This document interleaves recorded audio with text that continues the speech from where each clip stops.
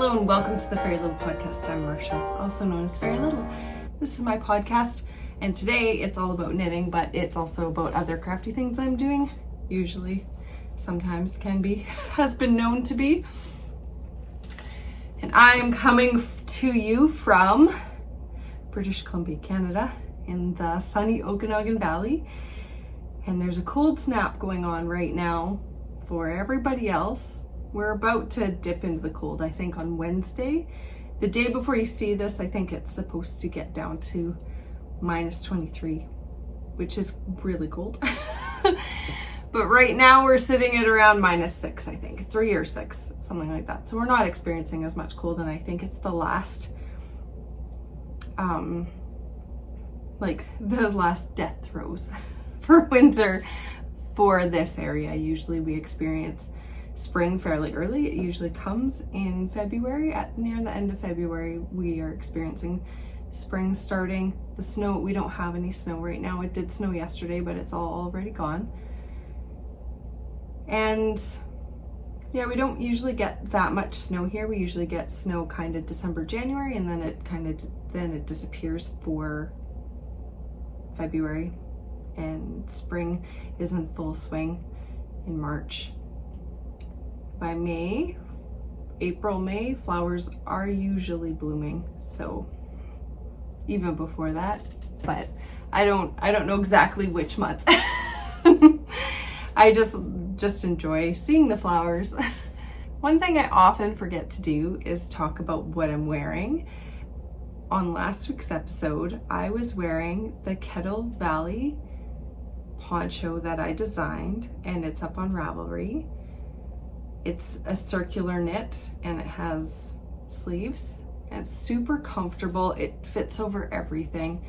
It's one of those things that I just throw on when I need some extra warmth. Last week it was cool in here and I've been having some issues with the furnace. I have had the furnace fixed. There was another issue with the furnace, so I've switched it from gas to electric right now, which is a lot more expensive than the gas, but at least we have heat. I'm drinking water today because that's my drink of choice these days, in my Let's Stay Home mug. This mug was a gift to me. I purchased one exactly like it, but it got chipped. So I threw it in the garbage, and one of my sisters and one of my girls went to Winners and picked me up a new one to surprise me and put it in the cupboard with all of the rest of the mugs as a super sweet surprise. So I'm drinking my water, trying to stay more hydrated. It's one of those self-care things that I've been working on. My scheduling has been going very well. I've been getting a lot of things done in there. Now I'm going to tell you about what I'm wearing today. What I'm wearing today is the Absorption Cowl, and this is by me. It's a beautiful big cowl. Try to pull it up so you can see it. It's done with short rows. It's a very interesting construction. It definitely kept my interest, and my test knitters loved it. It is available on Ravelry right now, and it will be available on my website when my website is published. This one is knit out of Alice Barnes yarn, and she did yarn support for me. So she sent me these yarns, and they are she sent me a full skein. So the gray is a full skein, and all of the other colors in here are mini skeins, about 50 grams, I believe. I can't quite remember, but she does have kits, and this is called her Broken Rainbow. So there's colors that come from each of the previous yarn into the next yarn. And it's so pretty. It was so nice to work with and just really kept my interest. I've knit 4 of these because I love it so much. And this one of my girls has totally it's hers. And I love it. So I scooped it back for today because it's so warm and cozy and it just adds that extra heat, but it's also very pretty. It's a fingering weight, but because of the construction, it goes really quickly and it's fun, and it's not just knitting in a circle. So it's very enjoyable and it's very intuitive once you get into it. Now Henrietta, who's standing behind me, is wearing two things.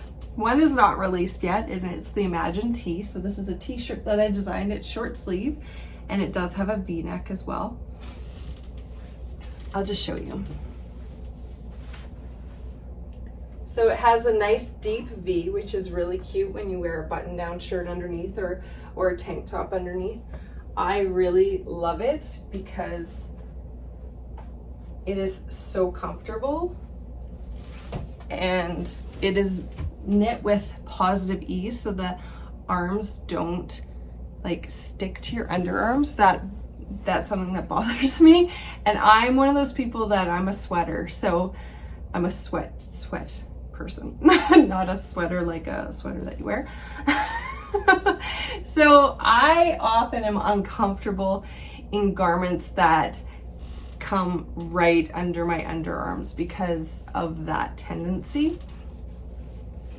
This really is very comfortable. It's a crop top. It's not super cropped, but it's cropped enough. On me, it's more cropped than this because I have a long waist. So this size actually is quite a bit, like it comes just to my natural waistline. Whereas on other people, it might come to your mid waistline or right to the top of your hip.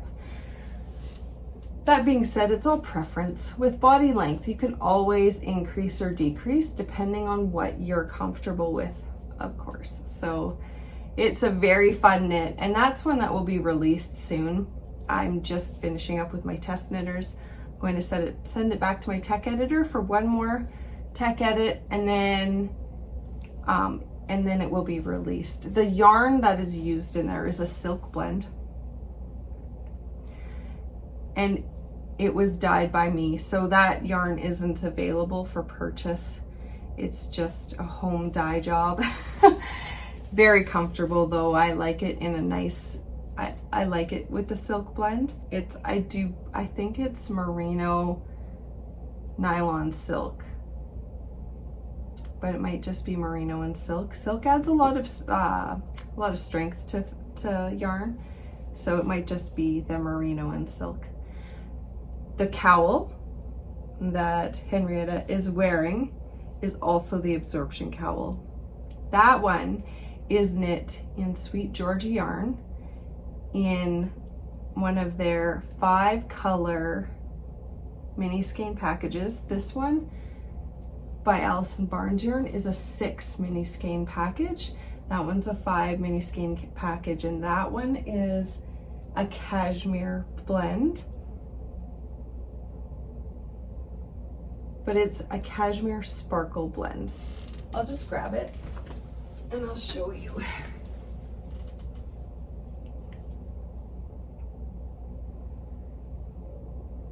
So you start at one of the colors and you go through, and then you duplicate and you go the opposite way back down. Such a fun knit. If you are interested in knitting a cowl, I would definitely recommend this one.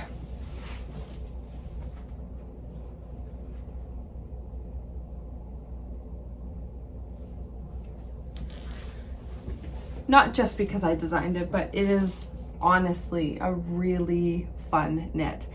My test knitters were very active. They picked colors for their next ones right away. And that's kind of how I can tell how a design is going to do, by the engagement of my test knitters on that design. So I know this one is, if you give it an opportunity and try to knit it, the likelihood that you're going to enjoy it and finish it is really high, I think. And if you don't, then that's also part of the knitting.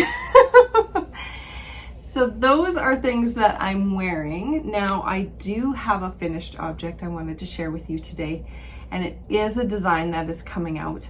I just finished knitting it up. I made some notes. I'm going to add some clarification to the pattern on a couple things, make a couple little tweaks to the pattern, and then I'm going to be releasing it. By the time you see this, it will probably be released, and the link will be in the down bar below if it's available. I'm hoping to have it released probably Wednesday, but it might be Thursday. So that would be the day that this is released. I'm recording on Monday.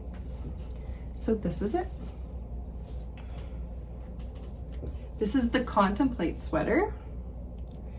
It is knit out of bulky yarn. This is Cascade 128 Superwash yarn, 100% Superwash.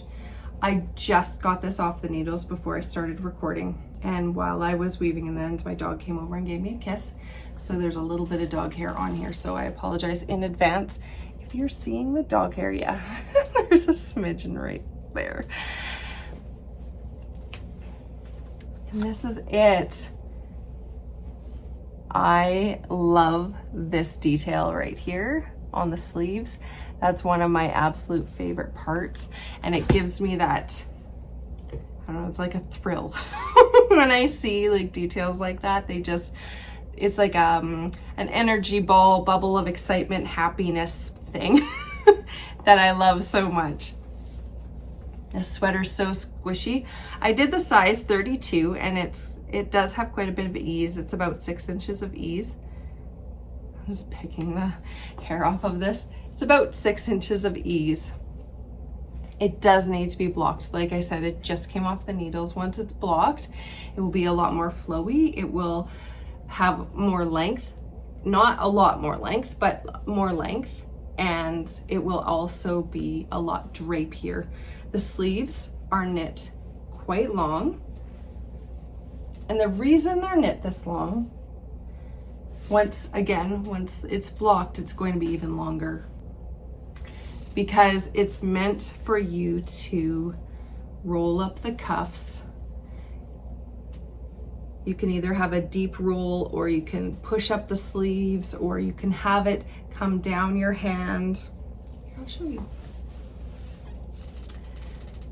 Come down your hand so your hand's nice and warm.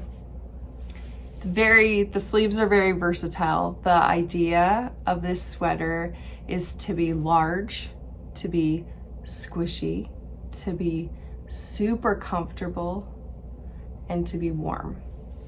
And it fulfills all of those things that I wanted it to. It is knit in a 1x1 rib, but it's a bulky, so it does go fairly quickly. I knit the yoke on this yesterday. I remember I'd said that I needed to take the sleeves off and reattach them, and I did. Everything turned out perfectly in that way. Yeah, and then yoke knit up really quickly because you're decreasing so many stitches. You're decreasing in the center and in the raglan decreases at the same time. So it does take shape really quickly. It is such a comfortable, warm sweater, and this one I can't wait for it to come out. Again, it's the Contemplate. It's so nice. I knit my Contemplate primarily on Chow-Goos, which are right now my go-to needle. I knit consistently with Hiya Sharps, Chow-Goo, and Knitter's Pride Nova. I am sensitive to nickel, so I need stainless steel needles, and those are the stainless steel needles that I use. Having said that, I've broken one set of Chow-Goos before. I've broken one set of Hayas. I've broken some Knit Picks wood needles. I have not broken Knitter's Pride yet.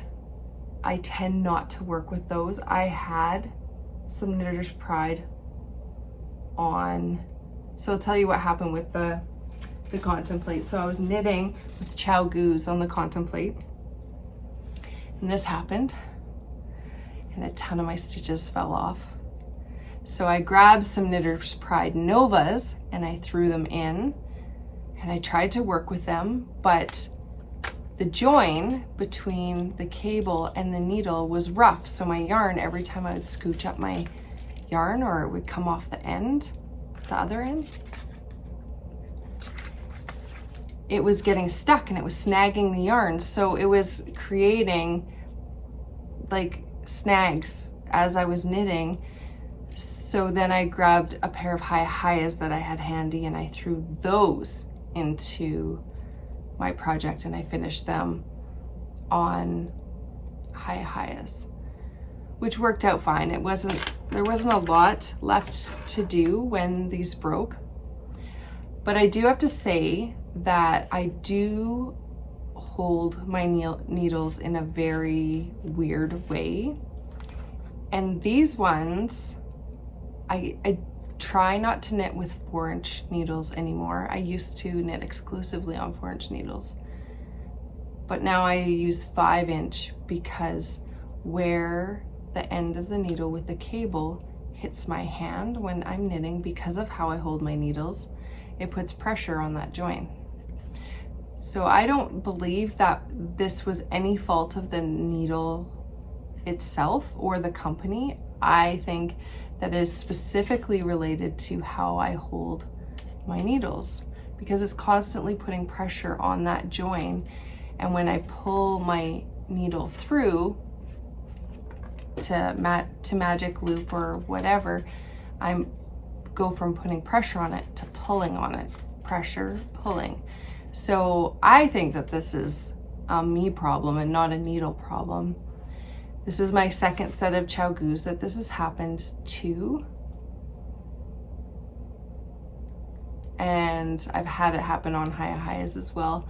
The hi-his were the 4-inch ones that it happened to, and it's because of where my hand holds the needle.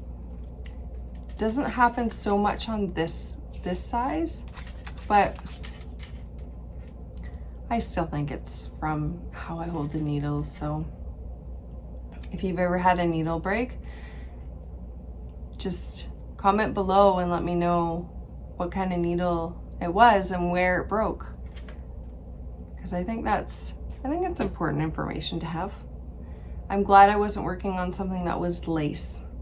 I probably would have cried, but it was just my sweater, which is bulky, which it's easy to see the stitches, and there wasn't anything intricate about it. So that happened. Some other things that I have been working on. That one I worked on fairly monogamously. There's one other knit that I was working on. I did not get as much accomplished on it as I wanted to, because I was working on that, and I'm also doing a socks design right now that I made a major change, so I had to pull back one of the socks and then I cast 2 socks on. But because I had balled the yarn first. Let's talk about this first. I balled the yarn up in a ball and knit half of one of the socks. Then I took the ball and I put it on my winder and I wound it into a cake while attached to my knitting. So all that yarn in between turned into a knotted, tight, woven disaster that I didn't think through. So I ended up holding it up and letting my knitting spin and spin and spin and spin so that it would be unwound. And I knit back to where I was. Then just to double check that it was how I wanted it to be. Then I cast the other one on and knit that up. Then I put them on the same needle and worked on them at the same time. And when I worked on them at the same time, one of them got into an area that was tighter wound, so that it kind of created a line in the knitting.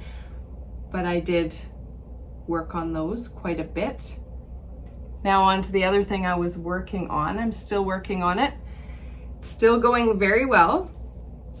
This is my past Squishall that I'm knitting.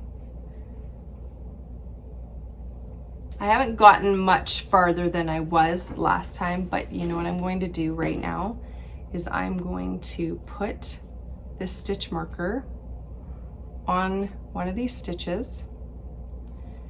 So the next time I podcast, so that one's attached to the actual stitch. So the next time I podcast, you'll be able to see the difference between where this is and where I get to, so we know how many rows that I've completed. I did work on this. I did not spend a ton of time working on it. So it's coming along beautifully though. This lace is so nice. I love it so much. And that section down there. So there's only one more section that I need to take a look at and make sure everything is perfect with that. And then it will be going back to my tech editor. I've mentioned previously that I'm going through all of my old patterns to make sure that they're consistent and that they don't have any errata. So that's this part of the process. Is this one needed to be re-knit just to double check everything. And I'm so glad that I did, because I would hate for somebody to knit one of my designs and run into a problem and not be able to like fix it.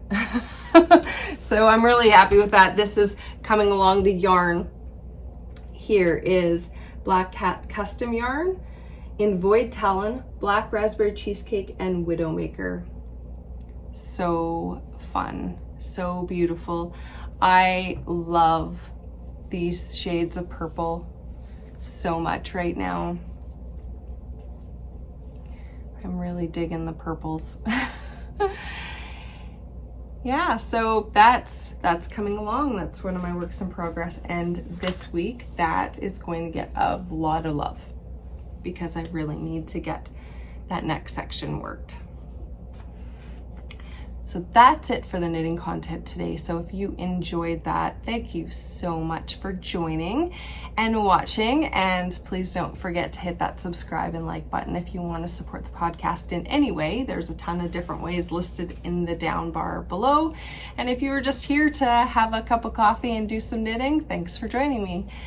Now it's time for Jibber Jabber. Welcome to Jibber Jabber. I wanted to mention quickly that my videos are recorded in 1080.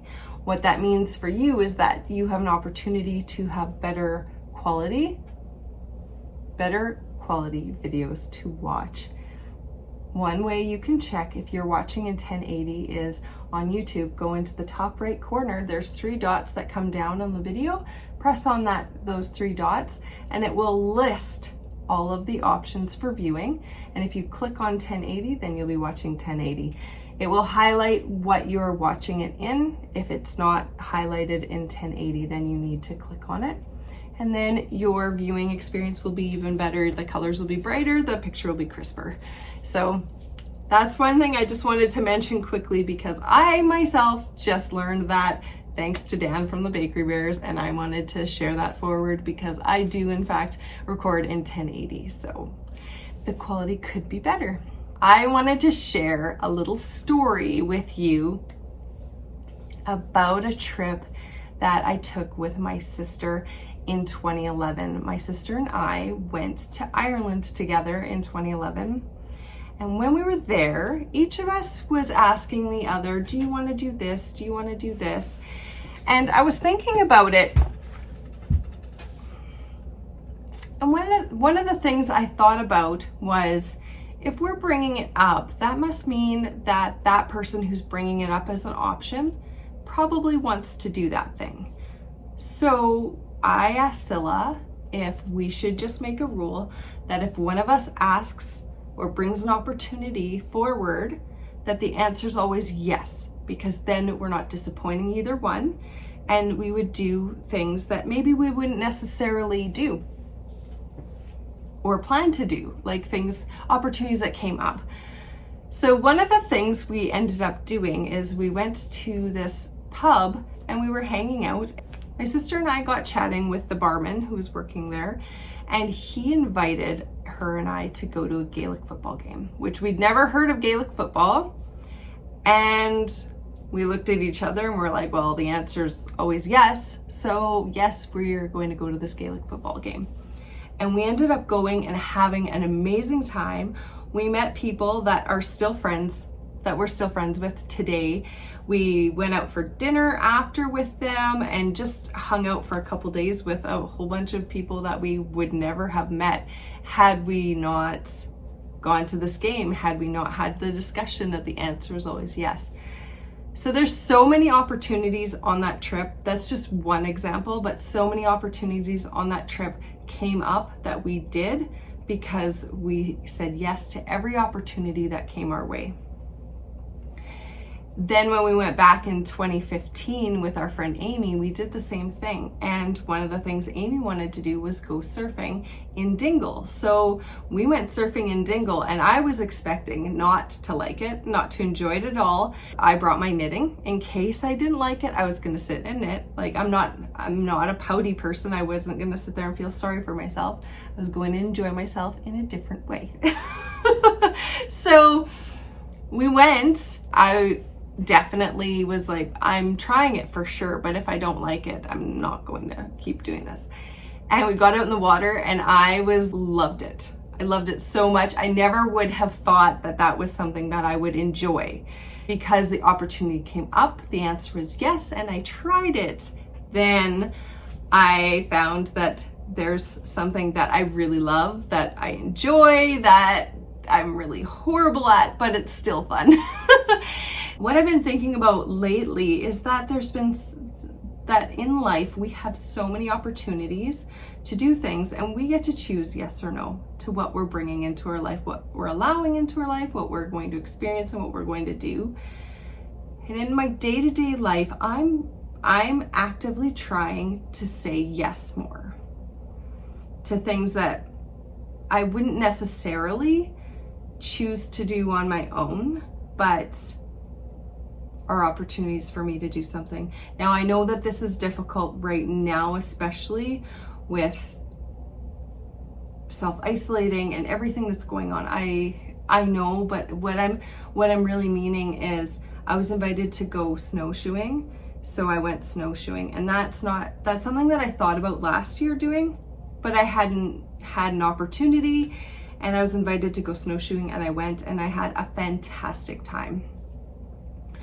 So I'm trying to live that way a little, like, more in my everyday life, because the experiences that I took away from Ireland with my sister were things that were all outside of my comfort zone. And I'm an introvert. I can be in isolation and thrive. I know for some people that's a struggle, but personally for me, that's not a struggle. I can hang out at home and read books and sew and knit and watch movies all day and be happy as a clam. Not talking to anybody. I don't require that. I feel like I have a really full life. I'm surrounded by the people I love, and I love my life. It's how I'm living now. I couldn't picture it better, if that makes sense. But what I do want to do is I don't want to get into a rut of not allowing opportunities to come into my life and not trying something different. So I've been trying to live that way more, and in a COVID safe way. I am finding that it's very satisfactory, actually, because also, and it's not just about leaving my house. It would be great if that's all I meant, but it's also within my house. Watching shows, I can watch the same thing over and over and over, and I have done that. There's certain movies I've watched hundreds of times because I will watch them every day for a year. Because I do. I'm a creature of habit in that way, and I know what I like, and I don't step out of that very often. So even watching different shows than I've watched before is, for me, that's a stretch. So it doesn't even have to be a big thing. It can be a little thing that is growing me in a different way. I recently started watching Dawson's Creek. And when I was a teenager, my sister used to watch Dawson's Creek all the time. I have never watched it. I actually, when it first came out, I would get annoyed because it's 25-year-olds playing 15-year-olds. Now that I'm watching it and I see the content of it, I understand the logistics of the why. I sat down and I started watching it with one of my girls. It's entertaining in a different kind of way. I'm not in love with the characters or the storyline or anything, but it's interesting to watch because of the dynamics of what was acceptable and what we did as humans in society. And in the 90s, the things that we thought were funny, the jokes that we made, how we responded to other humans was very different to how it is now. And it's interesting to see that shift that has happened. But it's also interesting to know that the growth that has happened from that place is a good thing, I guess. I might be reading too much into that. I hope I'm not. So yes, I'm trying to say yes to more things inside my house and outside my house. I'm feeling like things are becoming more enriched. I've been re-listening to The 7 Habits of Highly Effective People. And I thought that I had read it once. I'd gotten partway through and I stopped. So now I'm finishing it. And that book is really good because it doesn't just talk about do this with your time and this with your time and this with your time. It's also about relationships, how people communicate and respond in relationships and goals and moving forward through conflict. Some really, really good points that I know and I have learned, and I've learned in a whole bunch of different ways, but it's really interesting to pick it up in this book in this way right now. I was also watching another podcast by Amy Beth, the Fat Squirrel Speaks, and she was talking about, she's reading Eleanor Oliphant is Completely Fine, which is outside of her, what she would normally read, comfort zone.